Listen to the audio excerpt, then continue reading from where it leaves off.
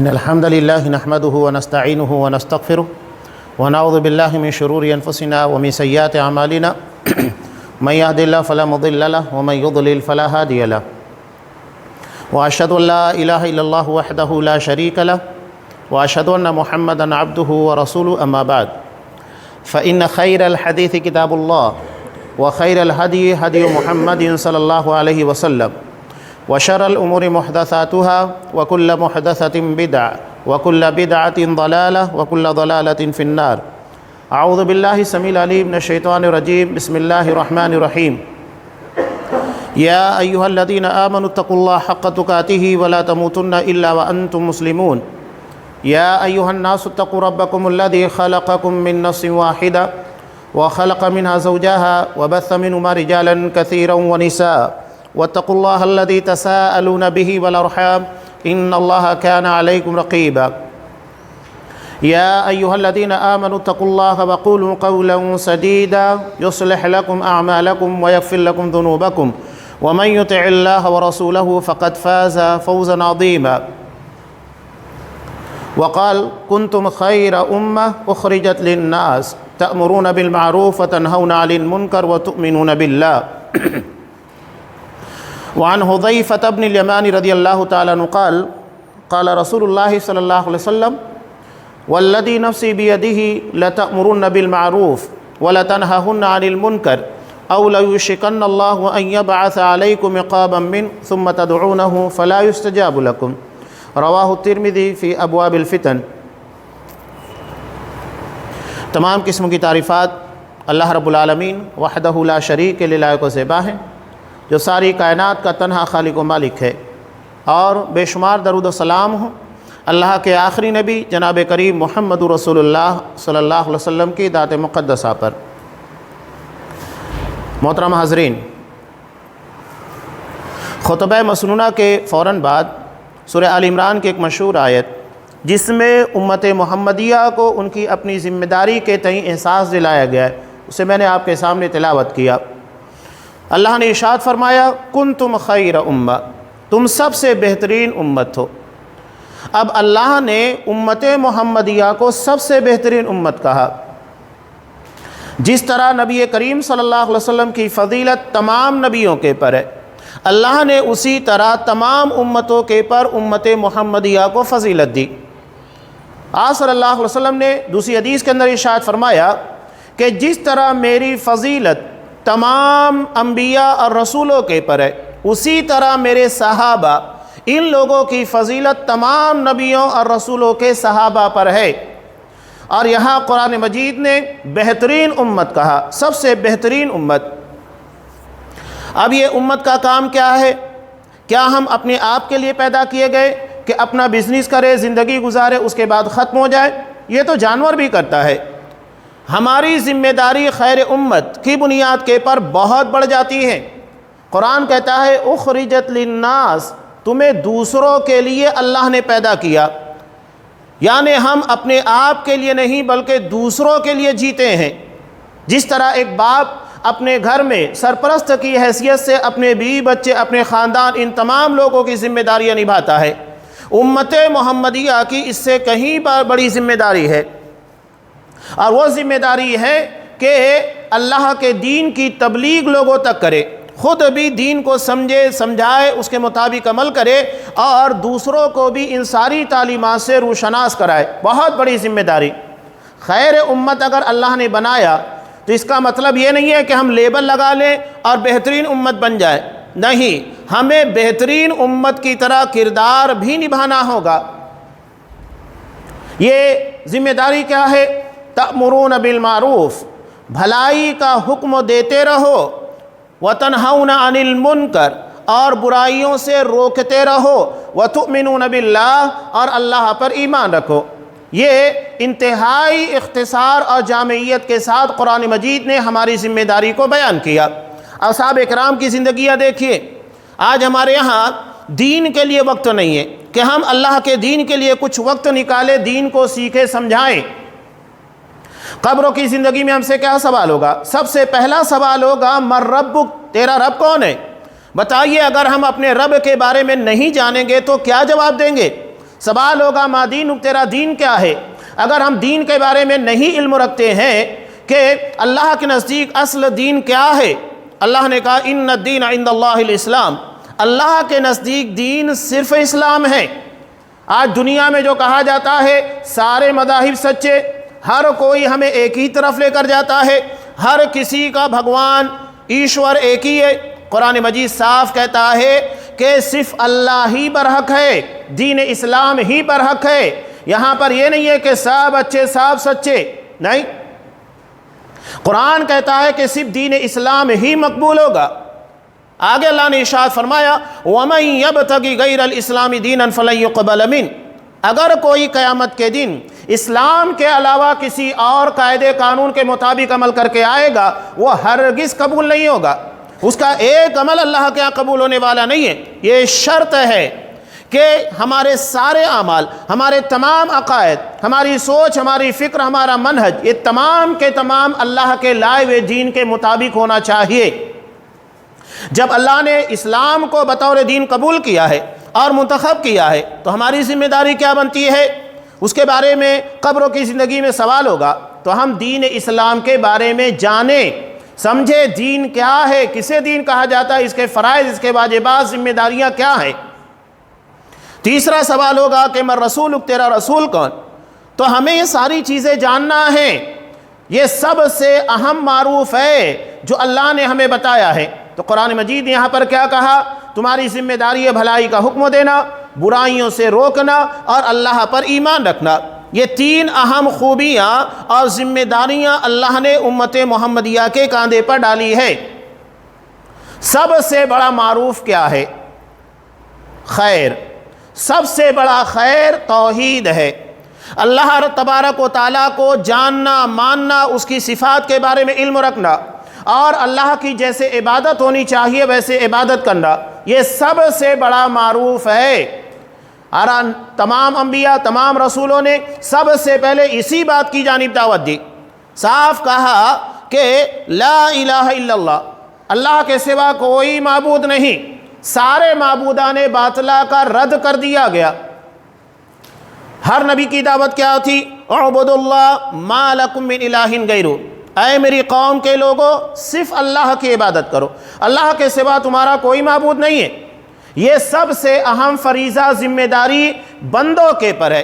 نبی کریم صلی اللہ علیہ وسلم نے حضرت معاذ بن جبل رضی اللہ تعالیٰ عنہ کو ایک روایت کے اندر ان ساری چیزوں کی تفصیل موجود ہے، سوال کرتے ہوئے پوچھا تھا کہ بتاؤ ما حق اللہ علی عبادہ، اللہ کا حق بندوں پر کیا ہے؟ یہ حق ہے اللہ کا بندوں کے پر۔ تو انہوں نے کہا کہ اللہ اور اس کے رسول بہتر جانتے ہیں۔ تو تب آپ صلی اللہ علیہ وسلم نے کہا ان یعبدوا اللہ ولا یشرکوا بہ شیئا، کہ وہ صرف اللہ ہی کی عبادت کرے، اللہ کے ساتھ کسی کو شریک نہ ٹھہرائے، شرک نہ کرے۔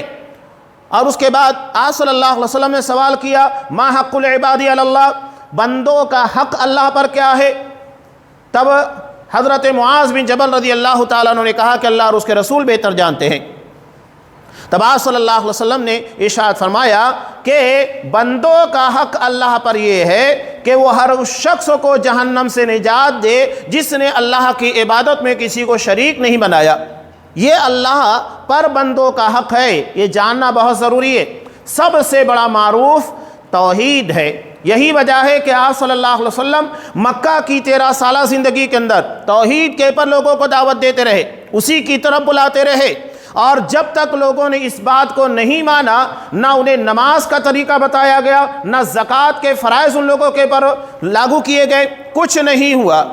بلکہ سب سے پہلے عقیدے کی بنیاد ہے، جب تک یہ صحیح نہیں ہوگا بقیہ احکامات نہیں دیے جائیں گے۔ اس کے بعد قرآن مجید نے کیا کہا؟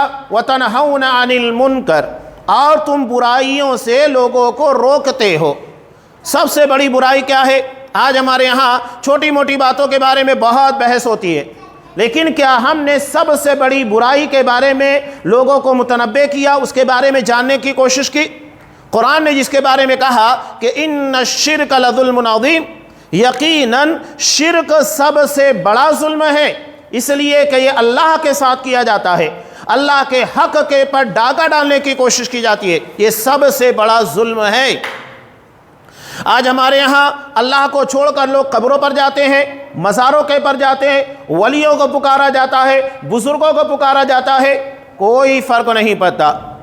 تو یہ کون سا ہم نے اللہ کا حق ادا کیا؟ اللہ کا حق یہ ہے کہ صرف اسی کی عبادت کی جائے، اللہ کی عبادت میں کسی کو شریک نہ کیا جائے۔ دعا عبادت ہے، اور دعا اللہ کے سوا کسی غیر سے نہیں مانگی جا سکتی۔ عبادت نام کی جتنی قسمیں ہیں وہ صرف اللہ کے لیے ادا کی جائے گی۔ دعا عبادت ہے، قیام کرنا تعظیماً یہ عبادت ہے، رکوع کرنا عبادت، سجدہ کرنا عبادت، قربانی عبادت، نذر و نیاز عبادت، صدقہ و خیرات عبادت۔ عبادت نام کی جتنی چیزیں ہیں وہ صرف اللہ کے لیے کی جائے گی۔ اگر ہم نے ان چیزوں کو اللہ کے علاوہ کسی غیر کے لیے کیا، یہی شرک ہے، اور اس کے بارے میں اللہ نے صاف کہا ان اللہ لا یغفر ان یشرک بہ، اللہ شرک کو معاف نہیں کرے گا۔ شرک کے بارے میں کوئی کمپرمائز، کوئی سمجھوتا نہیں۔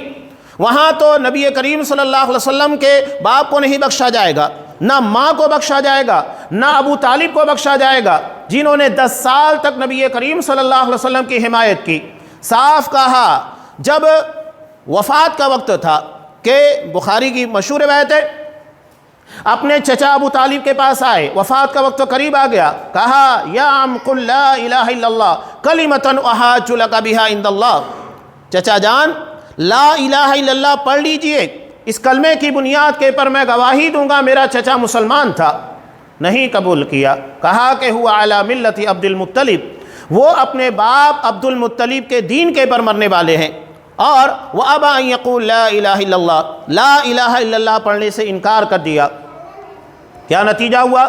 آپ صلی اللہ علیہ وسلم نے وفات کے وقت کہا تھا وَاللَّهِ لَأَسْتَغْفِرَنَّ لَكَ مَا لَمْ أُنْهَ عَنْكَ، اللہ کی قسم میں آپ کے لیے مغفرت کی دعا کرتا رہوں گا جب تک کہ مجھے روک نہیں دیا جاتا۔ اس کے بعد اللہ نے سورہ توبہ کی آیت نازل کی، ما کان للنبی والذین آمنوا ان یستغفروا للمشرکین ولو کانوا اولی قربی من بعد ما تبین لهم انہم اصحاب الجحیم، کہ اس بات کی اجازت نہ نبی کو ہے نہ اہل ایمان میں سے کسی کو کہ ان کا کتنا بھی قریبی رشتہ دار اگر شرک کی حالت میں مرتا ہے، مشرک ہے، اس نے توحید کو نہیں اپنایا، شرک کرتا رہا، تو اس کی مغفرت کی دعا نہیں کی جا سکتی، منع کر دیا گیا۔ حضرت ابراہیم علیہ السلام، ان کے باپ آزر شرکوں کے پر موت آئی۔ بخاری کی روایت میں ہے کہ قیامت کے دن آزر یہ حضرت ابراہیم علیہ السلام کے پاس آئے گا اور کہے گا بیٹے آج میں تیری ہر بات ماننے کو تیار ہوں۔ تو حضرت ابراہیم علیہ السلام اللہ سے دعا مانگیں گے کہ اللہ میں نے دعا مانگی تھی وَلَا تُخْزِنِي يَوْمَ يُبْعَثُونَ، اللہ مجھے قیامت کے دن ذلیل اور رسوا نہ کرنا، اور اس سے بڑی رسوائی کیا ہو سکتی ہے کہ میرے باپ کو میری نظروں کے سامنے جہنم میں ڈال دیا جائے، آگ کے حوالے کر دیا جائے۔ اللہ تبارک و تعالیٰ کہے گا نہیں، میرا فیصلہ تمام مشرکوں کے پر واجب ہو گیا ہے، وہ جہنمی ہے، جہنم میں جائے گا، اس کی موت شرکوں کے پر آئی ہے، کوئی بخشش ہونے والی نہیں ہے۔ اس کے بعد حکم ہوگا کہ اپنے قریب دیکھو تو نجاست اور گندگی کے اندر لٹکا ہوا ایک جانور ہوگا، اسے گھسیٹ کر جہنم میں پھینک دیا جائے گا، کہا جائے گا کہ یہی تمہارا باپ آزر ہے، نہیں بخشا جائے گا۔ حضرت نوح علیہ السلام، حضرت لوط علیہ السلام، قرآن مجید صاف کہہ رہا ہے کہ ان دونوں کی بیویاں کافر تھیں، مشرکہ تھیں، تو نہ حضرت نوح یہ اپنی بیوی کو بچا پائیں گے، بلکہ دنیا میں اپنے بیٹے کو نہیں بچا پائے جب اللہ کا عذاب آیا، نہ حضرت لوط اپنی بیوی کو بچا پائے، نہیں، دونوں کے بارے میں کہا کہ یہ کافرہ ہیں، لہٰذا یہ جہنم میں جائے گی۔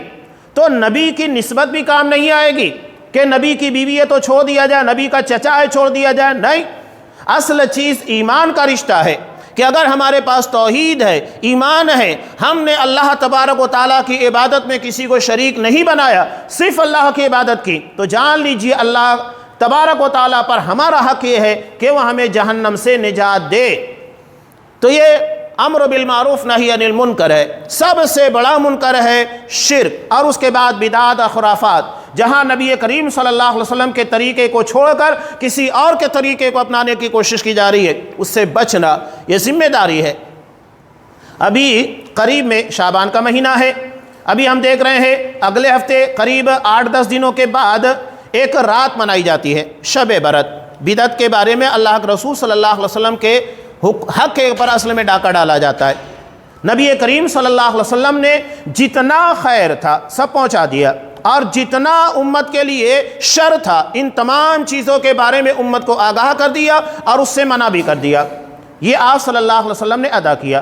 اب اگر کوئی شخص اس سے ہٹ کر کوئی اور چیز پیش کرتا ہے، حضرت امام مالک رحمۃ اللہ علیہ بہت پیاری بات کہتے ہیں کہ اگر کوئی آپ صلی اللہ علیہ وسلم کے بتائے ہوئے دین، آپ کی لائے ہوئے سنت اور طریقوں سے ہٹ کر کوئی چیز لاتا ہے جو آپ صلی اللہ علیہ وسلم اور اصحاب کرام کے زمانے میں نہیں تھی، تو وہ اس بات کا نعوذ باللہ دعویٰ کرتا ہے کہ آپ صلی اللہ علیہ وسلم نے اپنی نبوت کے بارے میں خیانت کی، یعنی جو چیز اللہ کے رسول کو دی گئی تھی وہ آپ نے نہیں بتایا، چھپا لیا، جبکہ قرآن مجید آپ صلی اللہ علیہ وسلم کے تعلق سے صاف کہتا ہے یا ایھا الرسول بلغ ما انزل الیک، اے رسول آپ کو جو بھی احکامات دیے جا رہے ہیں وہ آپ پہنچا دیجئے۔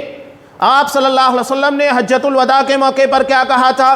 الا هل بلغت، کہ کیا میں نے اللہ کا دین تم لوگوں تک پہنچا دیا؟ کہا کہ ہاں، سارے لوگوں نے ایک زبان ہو کر گواہی دی، بلغت وادیت یا رسول اللہ، اللہ کے رسول آپ نے صرف پہنچایا نہیں بلکہ تبلیغ کا حق ادا کر دیا۔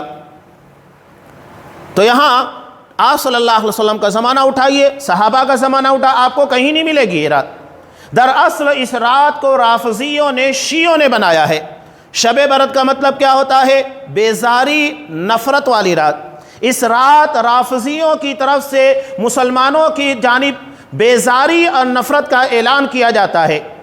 یہ ان لوگوں کا عقیدہ ہے کہ اس رات ان لوگوں کا 12واں امام جو امام غائب ہے کسی کنویں سے یا تنگ جگہ سے، گفا سے باہر نکلے گا اور دنیا میں جتنے سنی مسلمان ہیں ان لوگوں کے ظلم اور ستم سے رافضیوں کو نجات دلائے گا۔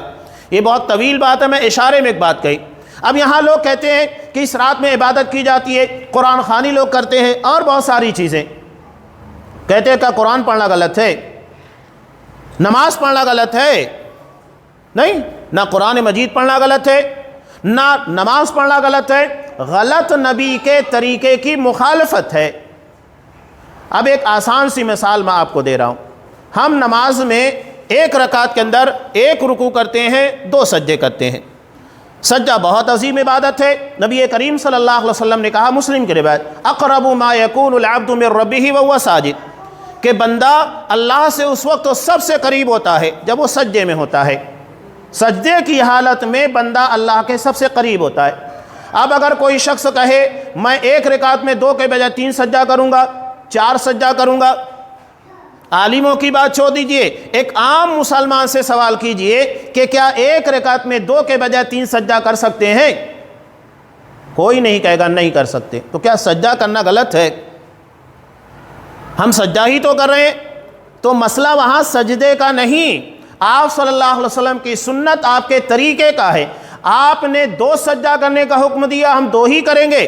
آپ نے 1 رکوع کرنے کا حکم دیا، 1 ہی رکوع کریں گے۔ یہ نہیں دیکھا جائے گا کہ آپ نے سجدے کی بہت فضیلت بیان کی تو ہم آپ سے زیادہ سجدہ کریں گے، نہیں، جتنا آپ نے بتایا ہے اتنا ہی کرنا ہے۔ یہی معاملہ تمام نمازوں کا ہے۔ جب ایک رکعت کے اندر 2 کے بجائے 3 سجدے نہیں ہو سکتے تو عبادتیں مکمل طریقے سے جسے لوگوں نے گڑھ لیا، جو آپ صلی اللہ علیہ وسلم نے نہیں بتائی، راتیں جسے آپ صلی اللہ علیہ وسلم نے طے نہیں کیا، وہ ہم کیوں اپنی طرف سے گڑھ لیتے ہیں؟ ایک سجدے کی اجازت نہیں ہے ایک رکعت میں زیادہ کرنے کی، تو پوری عبادت یہ جو آپ سے ثابت نہیں، نہ صحابہ سے ثابت، یہ ساری عبادتیں کرنے کی اجازت کہاں سے مل جاتی ہے؟ اصل چیز ہے آپ کی سنت، آپ نے جتنا کیا ہے اتنا ہی خیر ہے، اور اسی کے پر بس کرنا چاہیے، اس سے آگے نہیں بڑھنا چاہیے۔ قرآن نے صاحب کا لقد کان لکم فی رسول اللہ اسوۃ حسنہ، تمہارے لیے رسول اللہ صلی اللہ علیہ وسلم کی زندگی بہترین نمونہ ہے۔ جتنی عبادت آپ نے کی وہ ہمارے لیے کافی، ہم اس سے زیادہ نہیں کریں گے، نہ اس میں کمی کریں گے۔ یہی اصل آپ صلی اللہ علیہ وسلم کی رسالت کا حق ہے کہ ہم اتنا ہی کریں جتنا نبی نے کیا، اس سے زیادہ نہ کرے، نہ اس میں کمی کرے نہ زیادتی کرے۔ اب یہاں امر بالمعروف نہی عن المنکر، یہ بہت بڑی ذمہ داری ہے۔ یہ میں نے تمہیداً کچھ باتیں آپ کے سامنے رکھی کہ توحید کو بیان کرنا اور اس کے بعد لوگوں کو شرک اور خرافات سے روکنا، صحیح دین کے پر قائم و دائم رکھنا بہت بڑی ذمہ داری ہے۔ جس طرح ہم دیکھتے ہیں کہ کھیتوں کو، باغیتیوں کو سنوارنے کے لیے، سنبھالنے کے لیے، مختلف قسموں کی آفات سے بچانے کے لیے ایک کسان کی، ایک مالی کی ضرورت ہوتی ہے۔ اگر ایسے ہی چھوڑ دیا جائے پورا کھیت تباہ برباد ہو جائے گا۔ تو ایسے ہی اللہ کے دین کو اس کی صحیح شکلوں کے اندر قائم و دائم رکھنے کے لیے علماء کی ضرورت ہوتی ہے۔ علماء یہ دین کے پر آنے والی غبار، جو باہر کی چیزیں ہوتی ہیں، اسے چھانٹ دیتے ہیں، اصل و شکل میں دین کو قائم اور دائم رکھنے کی کوشش رکھتے ہیں، نہ اس میں کمی ہونے دیتے ہیں نہ زیادتی ہونے دیتے ہیں، یہ اس کی بہترین حفاظت کرتے ہیں۔ چوکیدار ہیں، اور چوکیدار سے نفرت وہی کرتا ہے جو چور ہوتا ہے۔ جن لوگوں کو علماء سے نفرت ہے، حقیقت میں وہ دین میں خیانت کرنا چاہتے ہیں، تو دین کے محافظ ہیں۔ اب یہاں ان باتوں کے بعد ایک اہم ذمہ داری کہ ان ساری چیزوں کو عنوان امت تک پہنچانا، اس کے لیے آپ صلی اللہ علیہ وسلم نے ہم کو ایک نظام دیا۔ جس طرح نماز آپ کے طریقے کے مطابق پڑھنا ہے، روزہ آپ کے بتائے ہوئے سنت کے مطابق ہے، حج آپ کے بتائے ہوئے اصول اور ضوابط کے مطابق ہے، ایسے ہی دین کا کام کرنا، دعوت و تبلیغ، یہ بھی آپ کی سنت کے مطابق ہونا چاہیے۔ یہ نہیں کہ ہم اپنی من مرضی جیسا چاہیں ویسا لوگوں کے درمیان چلائیں، نہیں۔ کوئی غیر عالم آئے گا، وہ اپنے اعتبار سے دین کی تعبیرات بیان کرے، میں اسلام کو اس طریقے سے آپ کو سمجھاؤں گا، نہیں۔ اسلام اسی شکل میں سمجھایا جائے گا، اسی طریقے کے مطابق جیسا کہ آپ صلی اللہ علیہ وسلم نے امت کے سامنے پیش کیا۔ جو ترتیب آپ نے رکھی، پہلے عقیدہ، توحید، شرک، ان تمام چیزوں کے بارے میں بات ہوگی، منہج کے بارے میں بات ہوگی، کس طریقے کے مطابق دین پر چلنا ہے، اس کے بعد دیگر احکامات اور ذمہ داریاں ہیں۔ یہ علماء کا فریضہ۔ قرآن مجید نے صاف کہا، ادعو الی سبیل ربک بالحکمہ والموعظۃ الحسنہ وجادلہم باللتی ہی احسن، کہ آپ اپنے رب کے راستے کی طرف دعوت دیجئے، اللہ کی طرف۔ کسی انسان کا بنایا ہوا نظام، سسٹم نہیں، وہ نظام، وہ سسٹم جو نبی کریم صلی اللہ علیہ وسلم لے کر آئے، اور کس کی طرف؟ نہ کسی مسلک کی طرف، نہ کسی شخصیت کی طرف، نہیں، سیدھے اللہ تبارک و تعالیٰ کی طرف، الی سبیل ربک، اپنے رب کے راستے کی طرف دعوت دینا ہے۔ کہیں اور دعوت کا نقطہ نہیں ہونا چاہیے، مقصد ٹارگیٹ کوئی اور نہیں ہونا چاہیے، صرف اللہ تبارک و تعالیٰ کی رضا اور اس کا راستہ ہونا چاہیے۔ کیسے؟ بالحکمہ والموعظۃ الحسنہ وجادلہم باللتی ہی احسن، تین اصول بیان کیے گئے ہیں حکمت کے ساتھ، اچھے انداز میں۔ ایک آدمی کیسے سمجھ سکتا ہے؟ ایک آدمی اگر وہ کھیتی باڑی سے جڑا ہوا ہے تو آپ اسی کی لائن کے مطابق دین کی باتوں کو، عقیدے کو اس کو سمجھانے کی کوشش کیجئے۔ اگر وہ ڈاکٹری لائن سے، انجینئرنگ کا ہے، جو جس لائن کا ہے، جو مزاج سے باتیں سمجھ سکتا ہے، اسی انداز سے اس کو سمجھانے کی کوشش کیجئے۔ ایک بہت پڑھا لکھا ہے، بہت سمجھدار ہے، تو آپ اشاروں میں باتیں سمجھا دیجئے، سمجھ جائے گا۔ ایک بہت نادان ہے، زیادہ علم نہیں ہے، تو اسے اتنی تفصیل کے ساتھ ساری چیزوں کو بیان کیجئے تاکہ اچھے طریقے سے ان باتوں کو سمجھ سکے۔ اس کے بعد ہے والموعظۃ الحسنہ، اچھے انداز میں واعظ کرنا۔ جیسا کہ اگر کوئی اللہ کا نافرمان ہے، جن قوموں نے اللہ کی نافرمانی کی، تو اس کا نتیجہ کیا ہوا؟ بسا اوقات ان ساری چیزوں کے اثرات انسان کے پر پڑتے ہیں کہ اگر میں نے اللہ کا حکم نہیں مانا تو اس کا نتیجہ کیا ہوگا؟ موعظت، واعظ کرنا۔ اور کبھی مباحثے کی ضرورت پیش آ جائے، کبھی ایسا بھی ہوتا ہے لوگ الجھ جاتے ہیں، تو قرآن مجید کہتا ہے کہ اچھے انداز میں۔ یہ مقصود نہیں ہونا چاہیے کہ سامنے والے کو میں چٹ کر دوں، اسے غلط ثابت کر دوں، مقصد یہ ہونا چاہیے کہ وہ صحیح بات سمجھ لے، یہ اصل مقصود ہونا چاہیے۔ یہ دعوت و تبلیغ کے اصول اور ضابطے قرآن مجید نے بیان کیے ہیں۔ ایک روایت جو میں نے خطبہ مسنونہ کے بعد آپ کے سامنے پیش کی تھی، اگر ہم نے یہ نہیں کیا، شریعت نے ہم کو نظام دیا ہے، سسٹم دیا ہے۔ سب سے اہم ذریعہ ہے خطبہ جمعہ، جس میں لوگ متوجہ ہو کر خطیب کی باتوں کو سنتے ہیں۔ آپ صلی اللہ علیہ وسلم نے نماز ظہر کی جو 2 رکعت ہے، 4 رکعت ہے، جمعہ کے دن 2 ہو جاتی ہے۔ کیوں؟ اس لیے کہ 2 رکعت اس کی جگہ پر خطبہ آتا ہے، تو خطبے کا اہتمام کرنا یہ ہماری بڑی ذمہ داری ہے۔ آج ہمارے ہاں وہ شوق نہیں رہا ہے، لوگ اذان ہوتی ہے اس کے بعد بھی آتے رہتے، جبکہ قرآن کیا کہتا ہے، اذا نودی للصلاۃ من یوم الجمعہ فاسعوا الی ذکر اللہ وذروا البیع، جب اذان جمعہ کا وقت ہو جائے تو اللہ کے ذکر یعنی خطبہ سننے کے لیے فوری طور کے پلک کو اور تجارت چھوڑ دو۔ قرآن کیا کہتا ہے، اذان جمعہ کے بعد تجارت حرام ہو جاتی ہے، چھوڑ دینے کا حکم ہے۔ فقہا صاحب کہتے ہیں کہ اگر کوئی شخص اذان جمعہ کے بعد بھی لین دین کرتا ہے، اپنی دکانیں کھلی رکھتا ہے، وہ حرام ہے، اس لیے کہ اللہ کہہ رہا ہے کہ تجارت چھوڑ دو، اس کے بعد بھی ہم وہ کام کر رہے ہیں، وہ حرام ہے، وہ لین دین حرام ہے۔ لیکن ہمارے یہاں وہ اہمیت نہیں ہے۔ اصحاب کرام نبی کریم صلی اللہ علیہ وسلم کے زمانے میں جو مسجد نبی کے قریب رہتے ان کی بات الگ ہے، لیکن جو دور دراز کے علاقوں میں رہا کرتے تھے، یہ جمعرات کے دن ہی آپ صلی اللہ علیہ وسلم کے خطبے کو سننے کے لیے اپنی جگہ اپنے مقام سے نکل جاتے تاکہ جمعہ کا خطبہ پہلے سے جا کر سن سکے، یہ اہتمام تھا۔ حضرت عمر فاروق یہ دور رہا کرتے تھے، مسجد نبی قریب میں نہیں تھی، تو اپنے پڑوسی سے انہوں نے معاہدہ کیا تھا، ایک دن تم اللہ کے رسول کے پاس جاؤ گے، جو بھی باتیں سنو گے لا کر مجھ کو بیان کرو گے، کیا کیا آپ نے دن بھر میں سنا ہے۔ اس کے بعد دوسرے دن میں جاؤں گا، تم کام پہ رہنا، اپنا کام کرنا، میں جتنی باتیں سنوں گا رات کے وقت تو تم کو بیان کروں گا۔ اس طرح ایک دن وہ دین کے لیے دیا کرتے تھے اور ایک دن تجارت کے لیے، اتنا زیادہ وقت انہوں نے دین کے لیے دیا۔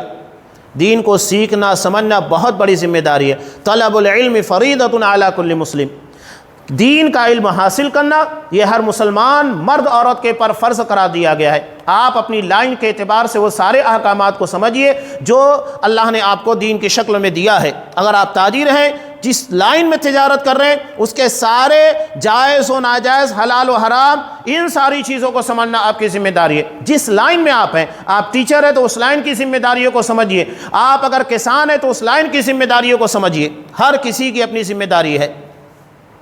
تو یہاں جو حدیث میں نے آپ کے سامنے پیش کی یہ بہت اہم ذمہ داری ہے۔ اگر ہم نے دین کو سمجھا نہیں، ہمیں خطبات دیے گئے، دروس کا اہتمام روزانہ ہونا چاہیے تاکہ دین کا ڈوز ہمیں ملتا رہے، یہ توانائی، یہ انرجی ملتی رہے، تب ہم اپنے دین کے پر قائم و دائم رہیں گے۔ ہمارے المیہ کتنا بڑا ہے، ایک مثال دوں نا، ہمارے یہاں افسوسناک مرحلہ یہ ہے کہ آج اگر اسلام مسلمانوں کے نام کے پر صرف نام مسلمان کا ہے، تو اگر غیر مسلم اس کی فلموں کا بائیکاٹ کرتے ہیں تو مسلمان ہزاروں کروڑ روپے لگا کر اسے کامیاب کرتے ہیں، کیا فائدہ ہوگا اس سے؟ اسلام کا کیا فائدہ، مسلمانوں کا کیا فائدہ؟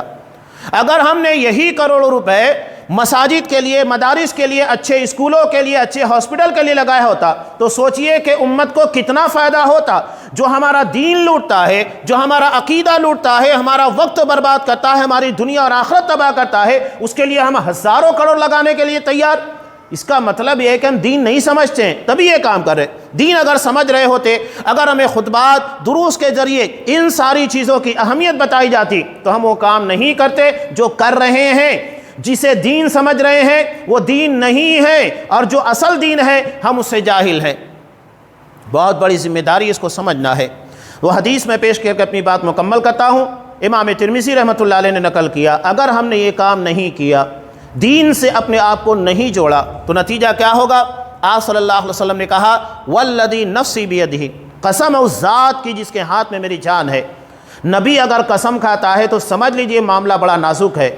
کہا جس کے ہاتھ میں میری جان ہے، اللہ کی قسم کھاتے ہوئے کہا، لَتَأْمُرُنَّ بِالْمَعْرُوفِ، برابر بھلائیوں کا حکم دیتے رہو۔ اب کب بھلائی کا حکم دیں گے؟ جب ہم جانیں گے بھلائی کیا ہے، تبھی تو ہم حکم دیں گے نا، بغیر جانے تو ہم بھلائی کا حکم دے نہیں سکتے۔ وَلَتَنْهَهُنَّ عَنِ الْمُنْكَرِ، برائیوں سے روکتے رہو۔ کیا ہمیں علم ہے برائیاں کیا ہیں، شرک کیا ہے، بدعت کیا ہے، اور کبیرہ گناہ کیا ہے، صغیرہ؟ جب ہم جانیں گے تبھی ہم ان ساری چیزوں سے منع کریں گے۔ یہ ہماری ذمہ داری ہے کہ ان ساری چیزوں کو سمجھیں، سیکھیں۔ اگر ہم نے یہ کام نہیں کیا تو نتیجہ کیا ہوگا؟ اَوْ لَيُوشِكَنَّ اللَّهُ أَن يَبْعَثَ عَلَيْكُمْ عِقَابًا، اللہ تمہارے پر ایسا عذاب، ایسی سزا نازل کرے گا، ثُمَّ تَدْعُونَهُ فَلَا يُسْتَجَابُ لَكُمْ، تم اللہ سے دعائیں مانگو گے، اللہ تمہاری دعا قبول نہیں کرے گا۔ آج غور کیجئے کہ ہماری دعاؤں کے اندر اثر کیوں نہیں ہے۔ اس کی ایک بڑی وجہ کہ ہم نہ تو بھلائی کا حکم دیتے ہیں، نہ بھلائیوں کے بارے میں جانتے ہیں، نہ برائیوں کے بارے میں جانتے ہیں، اور نہ اس سے روکتے ہیں۔ اللہ نے لعنت بھیجی تھی کن لوگوں کے پر؟ یہودیوں کے پر. لعن الذین کفروا من بنی اسرائیل علی لسان داؤد و عیسی ابن مریم. یہ داؤد علیہ السلام اور حضرت عیسیٰ علیہ السلام کی زمانی لعنت بھیجی گئی. کیوں؟ ذالک بما عصوا وکانوا یعتدون. یہ برائیوں میں آگے بڑھتے جا رہے تھے. کیوں؟ کوئی روکنے والا نہیں تھا. کانوا لا یتناہون عن منکر فعلوا. یہ آپس میں برائیوں کو ہوتا دیکھتے تھے، روکتے نہیں تھے. تو پھر اللہ کا عذاب آئے گا. اور یہ مصیبتیں آج جو ہمارے پر آ رہی ہیں یہ بہت کم ہے. یاد رکھیے گا ہمارے گناہوں کی پاداش میں اللہ رحم کر رہا ہے. ہمارے گناہ اتنے زیادہ ہیں، اس سے بڑے بڑے عذاب آنے چاہیے. ہم چاہتے ہیں کہ ان سارے عذاب مصیبتوں سے اپنے آپ کو بچائیں تو اپنی ذمہ داری کو ادا کرنے کی کوشش کریں. دین کو سمجھے، بھلائی کو سمجھے، لوگوں تک پہنچائے. منکرات، شرک، بدعات، خرافات، ان ساری چیزوں کو سمجھے، خود بھی رکے، دوسروں کو بھی اس سے روکنے کی کوشش کریں. یہ ہمارا فریضہ، یہ ہماری ذمہ داری ہے اور ہر مسلمان کی ذمہ داری ہے. اگر ہم نے یہ فریضہ نہیں ادا کیا تو اللہ کا عذاب آئے گا. دعائیں مانگنے کے بعد بھی وہ عذاب ٹلنے والا نہیں ہے جب تک کہ ہم اپنی غلطی کی اصلاح نہیں کر لیتے ہیں. اللہ تبارک و تعالیٰ سے دعا ہے پروردگار ہمیں اپنی ذمہ داریوں کو سمجھنے، دین کی تبلیغ اور اس کو پہنچانے کا جو کام نہج ہے ان ساری ذمہ داریوں کو کما حق ادا کرنے کی توفیق دے. اللہ ہمیں دین کی صحیح سمجھ عطا کر اور اسی کے مطابق ہمیں دین کے پر چلنے کی توفیق دے. ہر قسم کی گمراہیاں، چاہے وہ عقیدے کی ہو، فکری گمراہیاں ہو، کسی بھی قسم کی گمراہی ہو، ہر قسم کی گمراہیوں سے ہماری حفاظت فرما. آمین. بارک اللہ لنا ولکم فی القرآن العظیم ونفعنی وإیاکم بالآیات والذکر الحکیم. انہ تعالی جواد کریم ملک برؤوف رحیم.